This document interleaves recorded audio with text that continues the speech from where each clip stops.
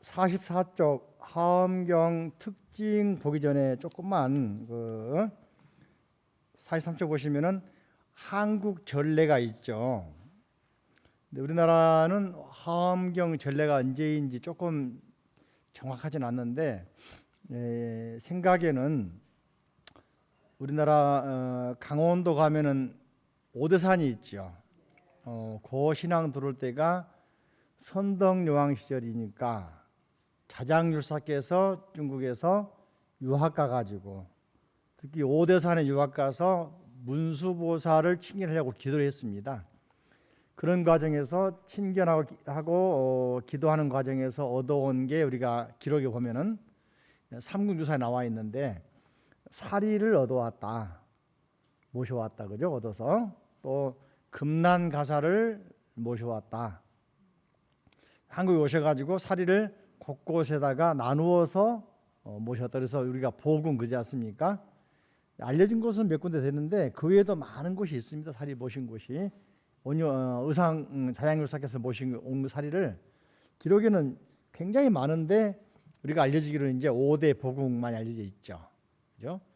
어디죠? 보궁이 봉정암, 또 저기 사자산 법풍사 가면 법풍사, 오대산에 또 중대의에 보면은 그 무슨 사자무에 보면은 거기가 보궁이 있죠, 그죠? 또 어디가 있죠? 태백산 정암사, 또 통도사, 그죠? 보궁이라고 그러는데 그 외에도 많습니다. 뭐 대구한 대견사도 있다고 그러고 많이 있는데 뭐 용현사도 있다고 그러고 기록이 많이 나와 있기 때문에 5군데가 유명할 정도지 꼭 거기만 그런 건 아닙니다, 그죠? 그다음에 이제 금난가사는 그 비단 위에다가 술을 낳은 가사를 말하거든요. 그게 이제 통도사에 모셔졌다 유명하지 않습니까? 근데 우리나라에는 이제 그렇게 보면은 자장 스님 때 화엄경 사상에 들어오고 문수신앙에 들어왔다라고 단정짓기는 어렵죠. 왜냐하면 그 이전에 이미 화엄경이 알려졌기 때문에 자장 스님이 유학가 생각을 했을 것이고 배웠을 거 아닙니까? 그죠? 중국의 번역이 420년경이니까 자장 스님은 600년대 스님이니까 벌써 200년 전에 중국은 번역이 됐잖아요, 그죠? 또 중국에는 그 이전에 이미 화엄종 종파가 있었잖아요. 언제 들어온지 정확하게 모르지만은 상당히 이런 식에 들어왔겠다 추측할 수 있겠고, 또 재밌는 것은 말이죠. 화엄사가 화엄사죠. 화엄경 사찰이니까 화엄사 그러겠죠. 그죠? 거기 가면은 잘 안 보여줍니다만은 화엄 석경이 있어요. 돌에다가 화엄경을 새겼다는 거야. 그게 지금은 이제 6.25며 뭐 임난이며 통해서 많이 파손돼 가지고 파편처럼 일부만 있습니다. 그죠? 저는 사진만 통해서 봤는데 내용이 잘 모르겠더라고요. 그게 언제 했냐 그러니까 선덕여왕 다음 시대 왕이었던 문무왕, 통일신라 통일했던 왕이 있죠. 문무왕이 김춘추 아들인데, 태종무이랑 아들인데, 문무왕이 중국에 이제 뭐 볼모로 잡혔단 말도 있고 또는 이제 잠시 갔다 온 말도 있는데 갔다 온 기회가 있죠. 그래가지고 중국에 있으면서 아마 측천무 시대 좀 바로 전후니까 통일신라 시대니까 그때 중국에서 화엄 관련 어떤 관계된 사람 만났지 않겠느냐, 또는 자장율사 영향 받았다면 자장율사 영향 받을 수 있겠죠. 그래가지고 돌아와서 왕이 돼가지고 돌에다가 새겼지 않겠느냐는 생각을 해보는데 정확한 기록은 몰라요. 단지 60권 화엄경이라는 걸 알 수 있어요. 80권 화엄경이 아니고 그걸 돌에 새겨서 모셔서 화엄사가 바로 화엄경, 돌에 새긴 석경을 모신 절 화엄기사 그런 거예요. 지금 이제 그 사진 찍어놓은 것도 볼 수가 있습니다. 내용은 자세히, 왜냐하면 파편처럼 일부 있기 때문에 전체를 몰라 내용을. 그러나 경전을 대조해 보니까 60권 화엄경에 나와 있는 내용들이 들어있더라. 본격적으로는 이제 우리나라 같은 경우는 언제냐면은 청량국사 진관 스님이 화엄경에 대한 해설서 80권 화엄경, 신역 화엄경에 대한 해설서 쓴 화엄경을 초, 연이초 이게 이제 만들어지면서 본격적으로 우리나라에도 화엄경 연구한 사람들이 청량소초, 일종의 청량국사 진관 스님이 새로운 화엄경, 신화엄경을 해설한 소초를 가지고 연구를 하기 시작했다. 이걸 이제 조선 시대인지 고려시대인지 모르겠지만은 목판에 새겨서 모신 것이 강남 봉은사 판전에 있다. 그죠? 기회가 되면 가보세요. 그죠? 판전에. 판전 글씨는 주사 김정희치입니다. 또 해인사 대장경각에도 80권 화엄경과 화엄소초가 다 들어있다. 고려 때 제작이죠. 그죠? 그러니까 고려 때 신라 말 고려 때부터는 이미 80권 화엄경을 중심으로 그것도 청량국사 진관 스님이 해설한 화엄소초를 중심으로 우리나라에서는 화엄 사상이 쫙 연구된 거 아닌가. 특히 조선시대는 말이죠. 연담 유일이랄지 인학 이런 스님들은 다 80권 화엄경 소초 가지고 공부를 했습니다. 그죠? 자, 그런 의미에서 이제 또 한 가지 이제 44쪽 보시면 화엄경의 특징 몇 가지, 경에 나온 내용도 중요합니다만 이렇게 특징을 알고서 시작하면 좋겠죠. 화엄경의 특징은 수많은 보살, 신, 왕, 인물 등장한다. 그죠? 또 그들은 신분이나 사회적 계급에 관계없이 하나의 목소리로 부처님을 찬탄한다. 특히 이제 저를 보세요. 세주묘원품에 보면은 말이죠. 우리가 알고 있는 약창계에 그죠? 수많은 대중이 동참하지요. 예? 문수보살을 비롯해서 문수보현 비롯해서 집근강신, 신중신, 족행신, 보리향신, 그죠? 주성신, 주산신, 주림신, 주약신, 주가신. 그러면서 나중에 이제 팔부중 나오죠. 건달바, 아수라, 가루라, 긴나라, 마우라가 야차왕, 일천자, 월천자, 태양달도 나오죠. 응? 대범천, 광음천, 변정천, 강과천 다 나오죠. 거기에 오늘 나라들인 자료 보시면은 삼천, 대천, 세계 구조가 나오죠. 그죠? 거기에서 가나다 다 보면 세계관 나왔습니까? 거기에 욕계 가운데는 이제 지하 세계를, 인간 세계 이하 세계를 지옥, 악이, 축생, 아수라, 인간 그러죠? 맞습니까? 예. 그다음에 인간보다 위의 세계를 천상 세계인데 유격천 그잖아요. 사천왕천, 따라해봐. 사천왕천, 도리천, 야마천, 도솔천, 화락천, 타화천, 욕계의 6개의 하늘나라 유격천. 그죠? 그 가운데 화엄경은 두 번째 도리천, 세 번째 야마천, 네 번째 도솔천, 여섯 번째 타화천, 네 군데 설법하지 않습니까? 또 넘겨보시면은 색계에는 4개의 천이 있죠. 뭡니까? 18개의 하늘이 있죠. 색계 18개 천, 초선, 2선, 3선, 차선이 있고 거기 보면은 쭉 나와 있죠. 무슨 저 나와 있죠. 그 가운데 보시면은 대범천도 나오고 변정천도 나오고, 그러니까 화엄경에 등장하는 신들의 왕, 천상의 왕 다 나오지 않습니까? 여기 나오지 않습니까? 그 다음에 더 올라가면은 무색계에 4개 하늘이 있죠. 공무변처, 식무변처, 무소유처, 비상, 비비상저천. 합하면 여기가 28천. 그죠? 그리고 5개 더 인간세계 6조 합치면은 총해서 34천이 되는 것이죠. 지하까지 합치면은, 그죠? 요 세계를 1세계, 하나의 우주라 한단 말이죠. 이게 1000개에 모인 걸 1소천세계. 1소천세계가 1000개 모이면 1중천세계. 1중천세계가 1000개 모이면 1대천세계. 그러니까 3000대천세계. 다시 한번 뭐라고요? 3000대천세계. 이 불교에서는 우주를 크게 보면은 3000대천세계라고 한다. 그죠? 여기 사는 수많은 게 지하든 지상이든 천상이든 수많은 대중들이 모여가지고 법문 들으러 온다. 그죠? 법문 들으러 온다. 그러니까 이런 것이 수많은 신왕들인데 이 사람들이 쭉 모이면서 모이는 장관을 설명한 내용이 제일 먼저 나와 있는 세주묘원품. 무슨 품? 그죠?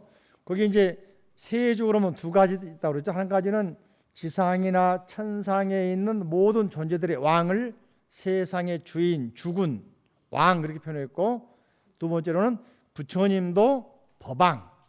그러니까 출세간으로는 부처님을 말하고, 그죠? 세간으로는 모든 존재하는 존재들의 왕들을 세주라고 했다. 그 세주들이 부처님 법문하는 곳에 모여든 모양을 이제 그림으로 그린 걸 말하겠습니까? 화엄, 신중, 탱화. 그죠? 거기 이제 기본적으로는 39부 중 또는 104중이 적어 있거든요. 어떤 경우에는 한 분을 그리면 이제 애정 명왕을 그리기도 하죠. 어떤 경우는 이제 동진보살만 그려놓기도 하죠. 신중탱화에다가. 기본적으로는 39부 중이 막 그려져 있죠. 자, 근데 생각해 보세요. 그 신중들이 천상에서 온 존재들인데 인간의 모습하고 있습니까? 아니면 저 다른 모습하고 있습니까? 사람 모습하고 있죠. 누가 그렸습니까? 우리 인간들이 그린 거란 말이지. 어? 재밌는 걸 한번 생각해 볼 수 있는데, 인어공주 그러면은 상반신은 인간이죠. 예쁜 아가씨지, 그죠? 하반신은 그죠? 그러니까 인어공주 그러면은 인어 그러면은 공주 빼고 인어 그러면은 상반신은 사람, 하반신은 고기. 인어 아저씨가 있을까? 인어 할아버지 있을까? 있어요. 있는데 우리가 생각하기 싫어해서 그래. 인어 할아버지 이빨 빠지고 머리도 다 벗겨지고 있어요. 그림에 중국에도 있고 있습니다. 근데 우리가 많은 경우에 사고의 생각이라는 게 그게 인어 공주에 딱 멈춰버리고 확장이 안 되는 거예요. 자, 그래서 SF 영화 보면 우주인들 보면은 대부분 다 인간과 비슷하잖아요. 눈이 세 개도 네 개도 눈이 있잖아, 그죠? 귀도 있고 목도 있고 말도 하잖아요. 몸통 머리도 있잖아, 그죠? 근데 전혀 다른 세계의 존재들이 있습니다. 우리 세계도 있습니다. 자, 물에 사는 고기류 인간 같습니까? 구조가 틀리죠. 곤충들, 자, 벌, 매미, 잠자리 틀리죠. 틀리다고 그 세계가 사회생활 안 합니까? 벌 같은 경우, 개미 같은 경우는요, 우리 인간보다도 더 일사불란하게 왕이 있고 일벌이 있고 뭐 일개미가 있고 집시키는 호위병이 있고 보초성사들이 있고 다 있습니다. 응? 벌만 해도 그렇고 개미, 사자도 말이죠, 동물이지만은 그죠? 명령체계가 정확합니다. 사냥할 때 보면 말이죠, 신호하면은 알아서 탁탁 가가지고 뭡니까? 쫓는 또 망보는 마지막에 공격하는 스트라이크 다 있습니다. 이거 보면은 우리 인간만 사회생활하는 게 아닙니다. 새도 마찬가지입니다. 허공계에 있는 새들도 모양이 다 다르잖아요. 그것처럼 다른 우주에 만약에 생명이 있다면은 우리가 상상하는 그런 모습을 좀 놓아버려야 될 것 같아. 전혀 새로운 모습의 존재를 우리가 받아들여야 한단 말이죠. 그래서 저는 이제 생각을 해보는데, 우리 주변에 보면 다문화 가족 많이 있잖아요. 피부색이 틀리고 말이 틀리고, 그죠? 처음에는 거부하는 보였지만 지금은 가까워지니까 지금은 떼일래야 뗄 수 없는 관계지 않습니까? 왜? 우리가 물건 팔아먹고 사다가 받아먹잖아. 우리가 하지 않는 일들 시키잖아요. 그죠? 메르스라는 요즘에 이용하는 비형도 아랍 쪽의 증후군인데 우리가 교류하다 보니까 생긴 거 아니겠습니까? 바꿔 생각하면은. 그죠? 이게 우리가 상상하지 못한 것들이 많이 있단 말이죠, 우주에는. 그러니까 약창계에 나오는 존재들을 어떻게 받아들일 것이냐. 어떤 일설에는 불교를 모르는 사람들이 많이 그럽니다만 일부 불자들도 야, 약창계에 오면 신들을 불러들여서 안 되는 거야. 귀신 불러들인 경이야. 이렇게 말하는 사람들이 있어. 잘못된 겁니다. 그러면 여러분들 무슨 신자 쓰니까 신자가 나쁘다, 귀신이다. 자, 여러분 정신 신자 무슨 신자입니까? 귀신 신자네. 그 정신 귀신 들어있네. 아셨죠? 그럼 그 신을 뭐라고 표현할 것이냐? 귀신이라고 규정된 신자는 신이라고 하는 것은 최근에 만들어진 말이에요. 그렇게 만들어진 역사가 중국의 서력 이후로 만들어진 신자, 귀신 개념입니다. 그전에는 뭐라 하냐면 지적인 존재, 지혜를 말했습니다. 이게 신령스러운, 들어봤습니까? 이게 신령스러운 또는 지혜로운 말을 옛날 신자가 썼단 말이죠. 한자로는 의미로. 그렇다면은 화엄경에 나오는 신자를 어떻게 생각할 것이냐? 직근강신, 신중신, 족행신, 도량신, 주성신, 주지신. 그죠? 우리가 보이지는 않고 상상할 수 없지만은 우리 주변의 자연 환경들, 강은 주하신, 산은 주산신, 물은 주수신, 바다는 주해신, 바람은 주공신, 주풍신, 허공은 주공신, 집을 지키니까 주성신, 성, 집이란 말이지, 그죠? 동네, 그죠? 직근강신, 삼시가 들고 있는 신. 다시 말하면 우리하고 관계가 있는 모든 자연 존재들을 전부 다 존중해서 그들을 귀하게 여기고 귀한 존재로 바라본 겁니다. 요즘 말로 하면은 자연과 우리는 한 식구다, 한 세계다. 자연을 정벌하고 정복하고 때려 부술 파괴할 존재가 아니라 우리는 자연이야말로 우리에게 먹을 걸 주고 삶의 틀을 제공해 주는 존재다, 이렇게 표현합니다. 이 납득합니까? 그럼 보이지 않는 천상세계에 나온 아수라, 가루라, 긴나라, 마우라가 어떻게 표현할 것입니까? 마찬가지로 우리가 아까 말한 것처럼 보이지는 않고 잡을 수는 없고 상상할 수 없지만은 우리가 살지 않은 저 우주에도 수많은 세계가 있단 말이죠. 물속에 수많은 고기들이 있고 존재들이 있듯이 허공에 수많은 새들이 있고 수많은 조류들이 있듯이 여기 특징은 수많은 신들이 등장한다 하는 의미를 세 가지로 요약할 수 있어요. 한 가지는 그죠?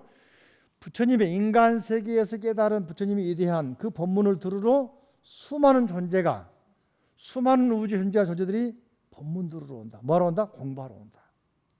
뭐 하려고? 깨달으려고. 이게 그런 장수하는 세계, 복덕이 많은 세계, 복락이 많은 세계라 하더라도 뭘 못했어? 아직까지 깨닫지 못했어. 누가 깨달아서? 지구에 있는 인간 세계에 있는 누가 깨달아서? 석가모니가 깨달았단 말이에요. 그죠? 그분이 설하신 화엄경 법문들을 오신 분들이란 말이지. 두 번째로는 화엄경에서는 우주와 내가 살고 있는 이 자연, 지구와 나와 우주가 둘이 아니다. 한 몸이다. 소위 말하면 서로 교류하고 교감할 이웃이고 서로 영향을 주고받고 하는 그런 관계 속에 있는 존재다. 그걸 말하고 있는 거예요. 또 이제 우리는 화엄 신중 신앙 있잖아요. 우리는 이제 부처님보다는 또 어떤 경우에는 화엄 성중 기도를 많이 하잖아. 초하론을 많이 하고 설을 많이 하잖아. 그분들이 그 먼 세계에서 왔으니까 우리보다 능력이 뛰어납니까? 부족합니까? 보기 수승하죠, 그죠? 당장 우리 인간들은 그보다 못해가지고 깨달음을 구하기보다는 뭐요? 병 낫게 해달라. 우리 집 부자 되게 해달라. 그죠? 가문 번창하게 해달라. 소원 이루게 해달라. 이게 급하단 말이지. 그러니까 우리도 훨씬 좋은 세계에서 날라온 그 신장들을 보고 이게 신장, 장군이라고 표현해요. 신장이라고. 신중 안 그러고 존재들의 물이 신중인데 장군을 신장이라고 화엄 신장이라고 그래. 그래가지고는 그분들에게 간절히 막 부탁하잖아요. 쉽게 말하면 이런 게 있습니다. 그죠? 우리 동네에 살았는데 고시 공부해가지고 출세해가지고 장관이나 차관하거나 또는 판사나 검사한다 그러면 힘들 쫓아가가지고 부탁하잖아. 청탁합니까? 안 합니까? 우리 동네에 민원이 있는데 우리 집에 민원이 있는데 들어달라고 그죠? 그런 얘기란 말이 쉽게 말하면은. 화엄 신중들이 내려와서 법문 듣고 있는데 우리보다 훨씬 뛰어난 모습하고 있고 복덕이 많으니까 우리가 급한 문제부터 좀 들어달라. 이해되십니까? 그런 의미로 이제 발전한 것이 화엄 신중 신앙이란 말이지. 그러니까 초하루나 가셔가지고 많이 기도해야 돼. 왜냐면은 급한 불 꺼주잖아 그분들이. 깨달으면 좀 어려우니까 아무래도. 자, 또 한 가지로 말하면은 말이죠. 요즘에 이제 이런 게 있습니다. IT 세계에서 말이죠. 사물 IT 그렇게 말합니다. 사물 인터넷 그러거든요. 인터넷 오브 싱스 해가지고 사물들, 물건들 그러는데 사물과 사물의 관계를 근데 거기는 뭐냐면 우리 인간의 지혜가 필요하고 결과적으로는 내가 개입이 돼야 돼. 그죠? 이게 현상과 현상이 하나가 되는. 그죠? 그런 의미에서 화엄경 공부를 잘하면은 이렇게 미래를 앞서갈 수 있는 모티브가 훨씬 많다는 건데 사람들이 안 보니까 그렇지. 예? 그런 철학적인 개념들이 우리 화엄에 훨씬 많이 있습니다.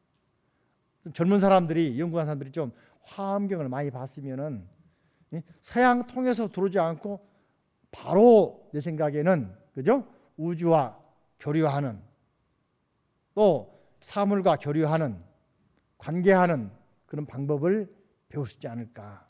사사모의 벽기가 바로 일지 않을까 생각해 보는데 그죠? 자, 그런 의미에서 화엄경에는 또 수많은 지명이 나옵니다. 바다 이야기에 말하는 해인사의 지명이 바다에 나오거든.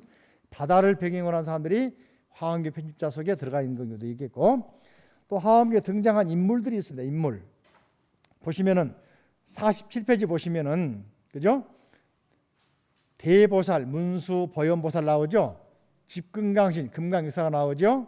도량신, 용신, 지신, 나무신, 약초신, 주약신 나오죠. 그죠? 곡신, 강신, 바다, 불, 바람, 허공, 방향, 밤의 신, 낮의 신 수많은 신들, 천상세계 대범천, 변정천, 광음천 나오죠. 자, 이야기는 한번 했고 한 가지만 더 이제 우리가 이걸 종합하자면은 장자의 말이죠. 장자의 이런 말이 나옵니다. 그죠? 강의 신, 하의 신, 강의 신이 큰 홍수로 떠내려가서 바다의 신과 만나게 됩니다. 깜짝 놀라죠. 바다의 신이 자기 비상에 서 있단 말이에요. 보니까는 뭐가 하면 눈, 귀, 코, 입이 없는 거예요. 그래가지고는 장자에 나오는 강의 신이 하백이라고 그러죠. 하백이 그죠? 여호와를 만나가지고는 왜 눈이 없노? 놀래가지고 너무 멋진 존재니까. 근데 눈썹이 없네? 그려줍니다. 눈이 없네? 파줍니다. 코가 없네? 뚫어줍니다. 입이 없네? 뚫어줍니다. 귀가 없네? 뚫어줍니다. 죽어불잖아. 다시 말하면은 좁은 세계 사람들이 갑자기 큰 세계 사람 만나니까 놀래버리는데 또 이제 나와 다르다 해가지고 그 사람들을 배척하는 거야. 타부하는 거야. 상대방이 우리가 무찔러야 된다. 상대방을 어떻습니까? 물리쳐야 된다. 지배해야 된다 생각한단 말이지. 화엄경에서는 그게 아닙니다. 조화를 이루어야 된다. 또 서양에서는 그리스 신화 보면 말이죠. 마두사라랄지 악신들이 나오죠. 보면 서양의 투사들이 칼로 가지고 창으로 찔러 죽이잖아요. 그래 안 그래요? 서양도 마찬가지로 그런 존재들을 보면은 나와 다른 존재 보면 어떻습니까?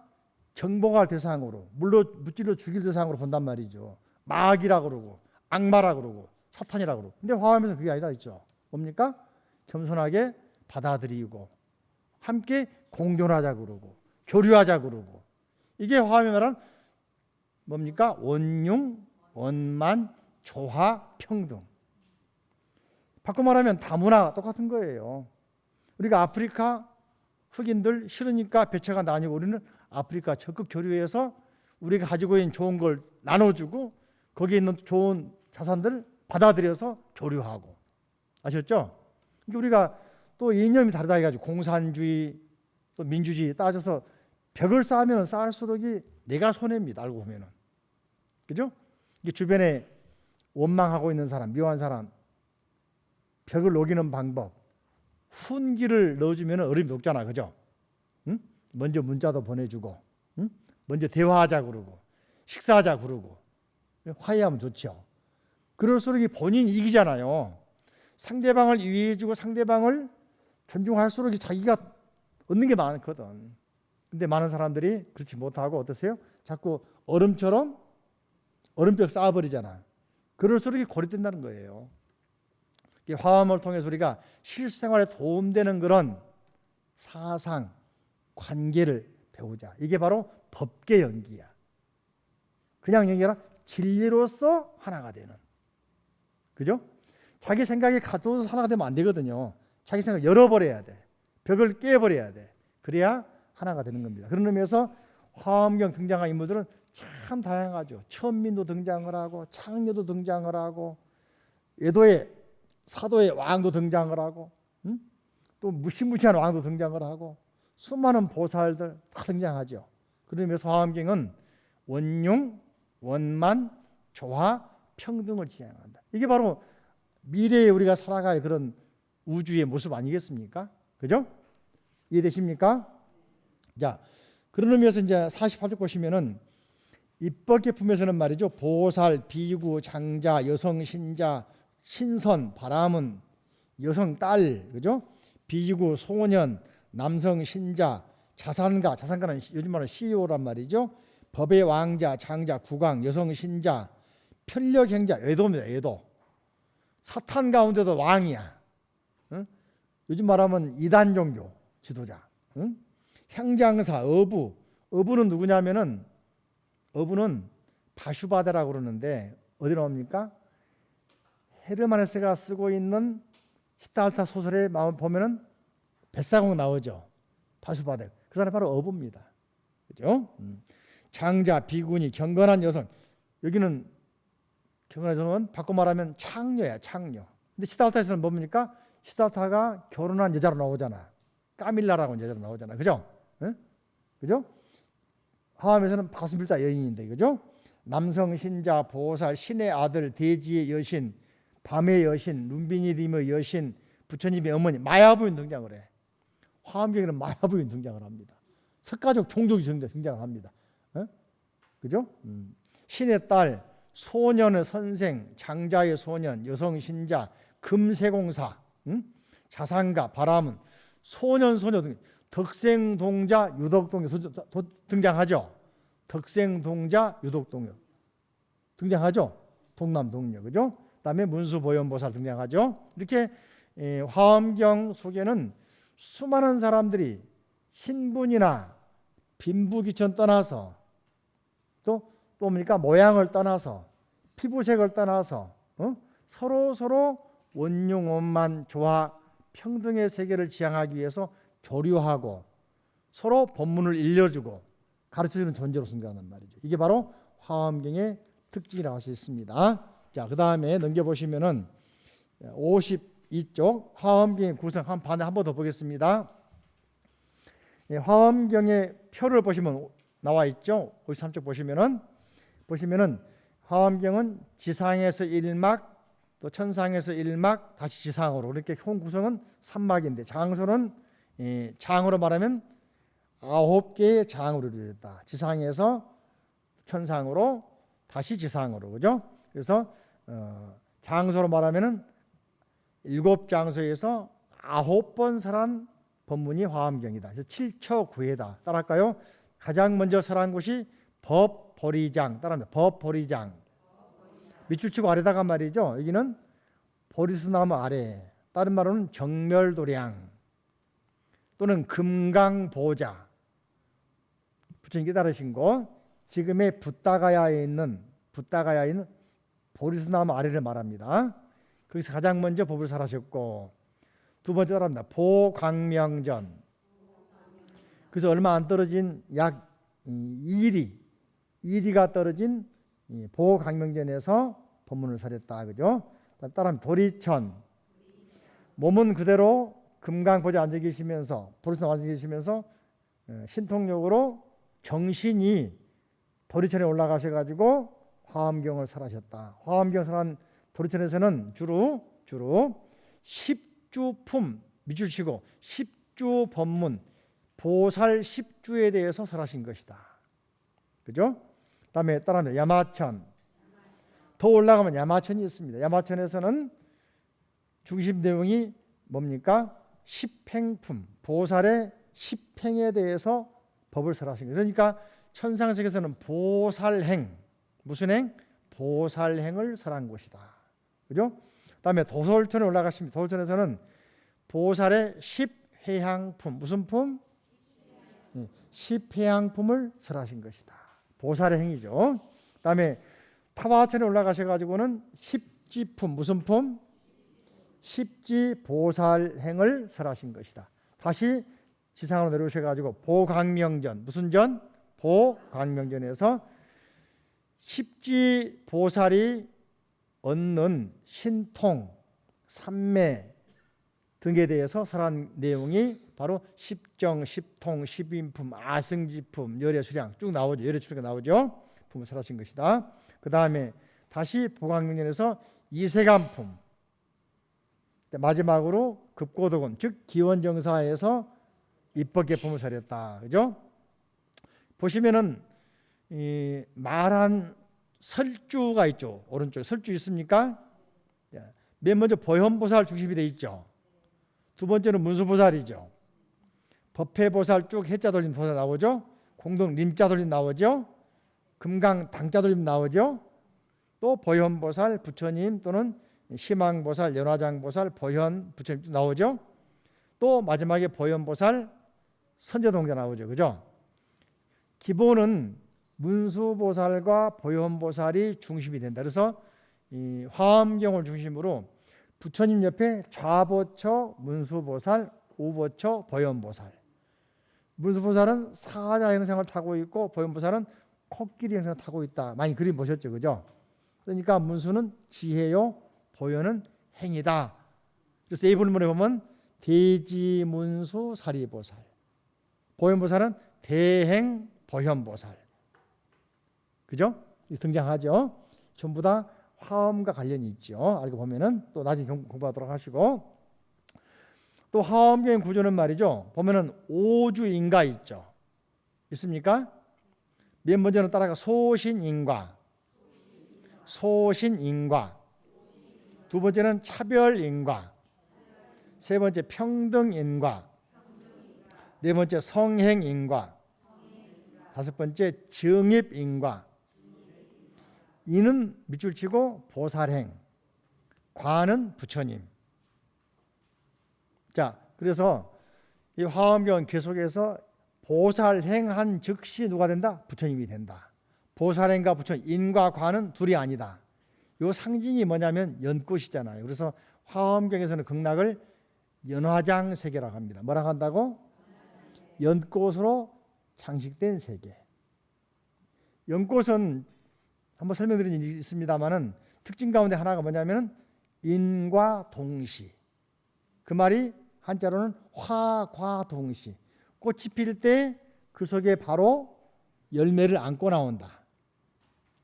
그러니까 보살행 속에 바로 부처가 들어있다. 부처 속에 보살이 들어있다. 중생 속에 보살이 있다. 중생이 지금이라도 중생의 모습을 바꾸어서 보살행하면 누가 됩니까? 부처님이 된다.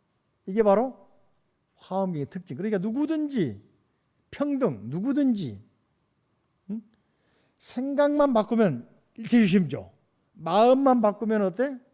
나도 부처님이 된다.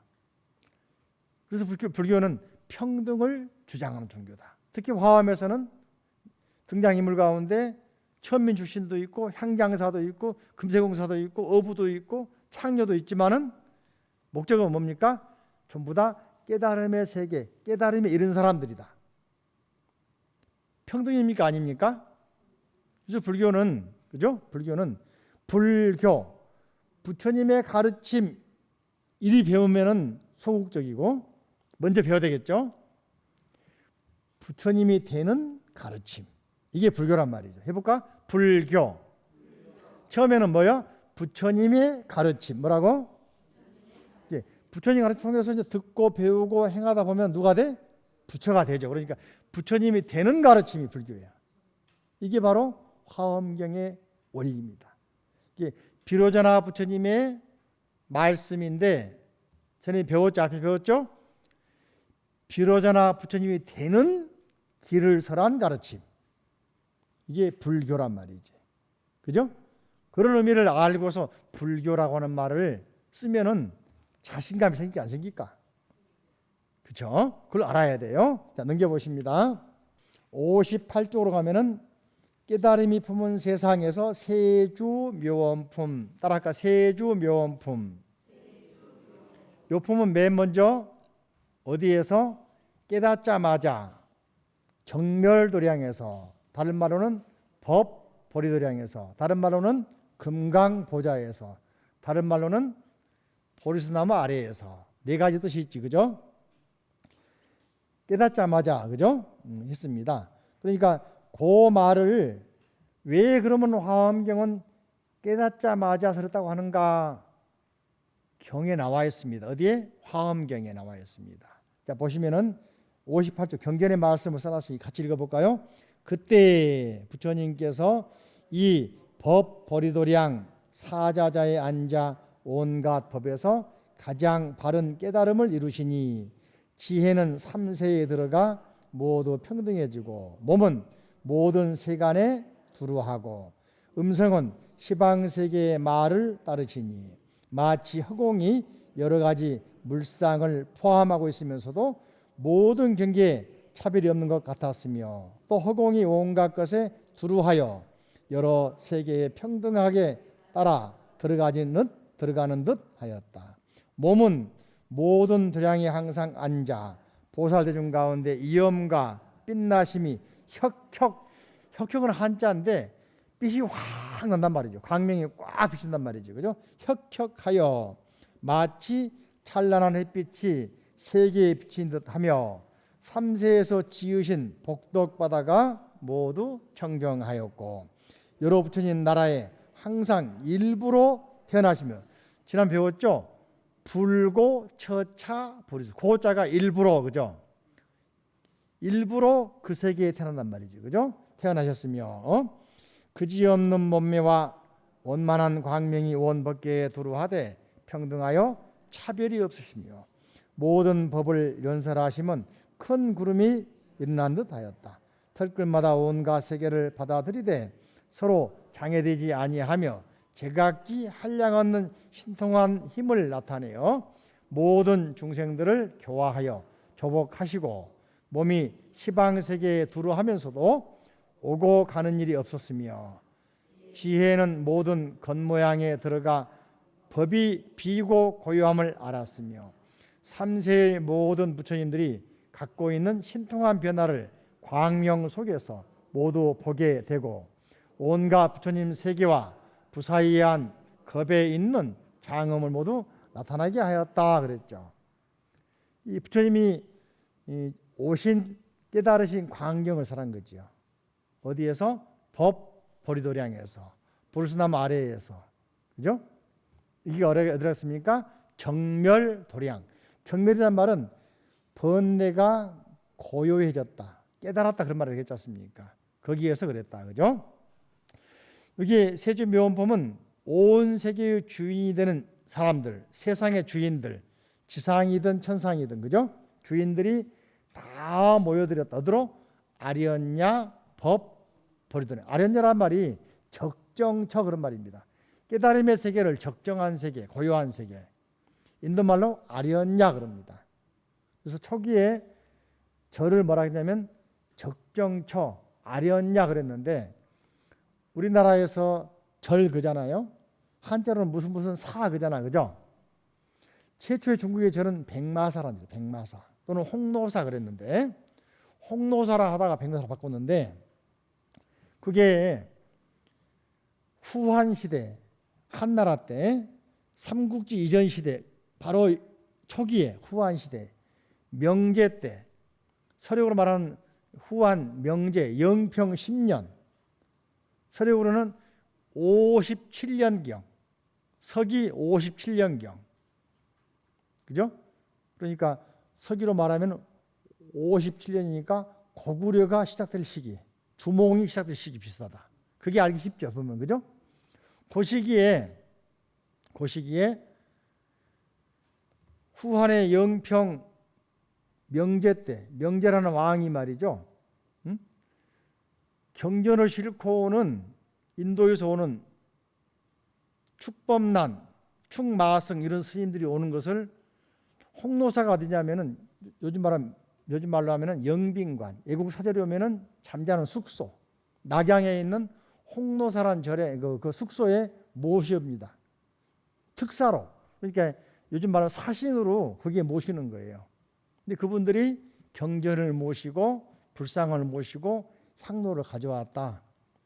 그분들이 타고 올 때 하얀 말을 타고 왔다. 그래서 나중에 백마사라고 바꿉니다. 그러니까 사자는 처음에는 뭡니까? 영빈관처럼 외교사절을 모시는 숙소를 사라고 했다. 그다음 나중에 이제 묘자를 붙여. 묘. 종묘할 때 묘자. 위패를 모시는 곳으로. 그래서 나중에는 부처님 불상을 모시고 위패를 모시니까 사묘라고 바꾸잖아요. 그때부터 사라는 말이 부처님 모시는 절을 사라고 바꾼단 말이죠. 중국에 해가지고. 인도에서는 아련냐, 적정처 이렇게 표현했단 말이죠. 이해되십니까? 그러니까 절사로 바꾼 것은 중국의 후한 한나라 때 바꿨다. 그죠? 자, 그러면서 아련냐 법 보리도량에 자 59페이지 위에서 가운데쯤 부처님이 깨달음의 세계를 오묘하게 장엄할 뜻이다. 그죠? 오묘하다는 것은 깨달음의 세계가 우리가 가지는 상식이나 이해 차원을 떠나서 뛰어넘어서 신기하고 미묘하여 환희심을 불러일으킨다고 하는 것이고, 장엄하였다는 것은 부처님의 깨달음에 대한 수많은 보살 또는 수많은 신장들이 모여서 그 장면을 꾸몄다 그런 말이죠. 모인 수만큼 각각 한 가지씩의 해탈문을 얻어간다. 깨달음을 얻어간단 말이죠. 보시면은 아래에 나와 있죠. 그죠? 묘한 불꽃바다 대자재천왕은 법계와 허공계에 고유한 방편의 힘인 해탈문을 얻었고, 자지한 이름빛 자재 명칭광 천왕은 온갖 법을 두루보고 모두 자제하는 해탈문을 얻었고, 깨끗한 공덕의 눈 천왕은 온갖 법이 나지도 않고 멸하지도 않고 오지도 않고 가지도 않고 작용이 없는 행인 해탈문을 얻었고, 쫙 생략하고, 그죠? 지구 건달바왕은 자제한 방편으로 모든 중생을 거두어주는 해탈문을 얻었고, 나무 광명, 그죠? 수광 건달바왕이 한 명이 아니라 수십 명의 등장 쫙 합니다. 기본이 10명이야. 일천자 기본이 10명, 월천자 기본이 10명, 직근강신 기본이 10명 쫙 등장하거든. 응? 그분들도 말이죠. 온갖 공덕 장엄을 널리 보는 해탈문을 얻었고, 넓은 광명 불꽃 갈무리하는 불다스리는 신, 그죠? 보강염 장주하시는 온갖 세간의 어두움을 모두 없애는 해탈문을 얻었고, 광명 단기 널리 모은 불 다스리는 신, 그분은 모든 중생의 번뇌인 흘러 헤매며 시끄러운 고통을 시기하는 해탈문을 얻었고, 큰 광명 널리 비친 불 다스리는 신은 주하신도 10명이 쫙 등장하는 거예요. 떼그레 등장하는 거예요. 그죠? 흔들리지 않는 복덕과 큰 자비의 광명 해탈문을 얻었고, 보현보살 마살은, 여기서 이제 보살은 한 가지 얻은 게 아니라 다 얻어버려. 보살 특징은, 화엄의 보살 특징은 해탈문을 한 가지 얻는 게 아니라 다른 신들은 한 가지 얻는데, 그죠? 다 얻어버려. 그 차이가 좀 있습니다만, 그죠? 헤아릴 수 없는 해탈문의 방편 바다에 들어 열애의 공덕 바다에 들어갔으니, 한 해탈문은 이름이 온갖 부처님이 국토를 깨끗하게 장엄하고 중생을 조복하여 끝까지 벗어나게 함이요, 또 한 가지 해탈문은 이름이 모든 열애의 처소에 나아가 공덕을 구족한 경계를 닦는 해탈문이요. 보현보살 등 보살들은 다양한 해탈문을 얻게 되죠. 그죠? 자, 여기서 주목할 것은 뭐냐면은, 부처님 법문 들으면은 한 가지는 다 깨달은다 이야기입니다. 어떤 절은 요즘에 그러더라고요. 우리 절에 오면은 한 가지 소원 이룹니다 한 절이 많이 있어. 나는 그렇게 생각하면은 조금 화엄 입법계 여기 세주 묘원법을 컨닝한 거거든. 한 가지 이룬다, 법문 이룬다. 근데 한 가지만 얻으면 어떻게 되겠습니까? 나는 그래서 소원이 꼭 다 이루어진다. 여러분, 단과반 잘하는 게 좋습니까? 종합반 잘하는 거 더 좋습니까? 치료도 단과 병원이 좋습니까? 종합병원 좋습니까? 그래요. 어떻게 아셨지? 여기 다 나와 있잖아요. 이게 보살이 되면은 우리는 하나밖에 모르지만은 보살 단계 올라가면 다 깨달아 버리는 거예요. 다양한 경전을 공부하면서 더 잘할 수 있는 걸 골라서 열심히 하면 다 통하게 돼 있습니다. 그죠? 화엄경이 최고다, 법화경이 최고다, 무슨 열반경이 최고다, 천수경이 최고다, 다 좋습니다만은 하나만 잘하면 통할 수가 있습니다. 아셨죠? 그러나 다양성을 중시해서 많이 배우면은 좋다는 이야기가 나중에 화엄경에서도 나옵니다. 명법품에서는 말이죠. 담은 많은 경전을 들어서 지혜를 내면은 그 길이 가장 빠른 길이다라고 나옵니다. 그래서 우리 여기 오신 분 가운데는 25년째 나오신 분도 계시고 그래. 대단하죠, 그죠? 보고 배웁시다. 자, 합장하시고, 자, 부처님 감사합니다.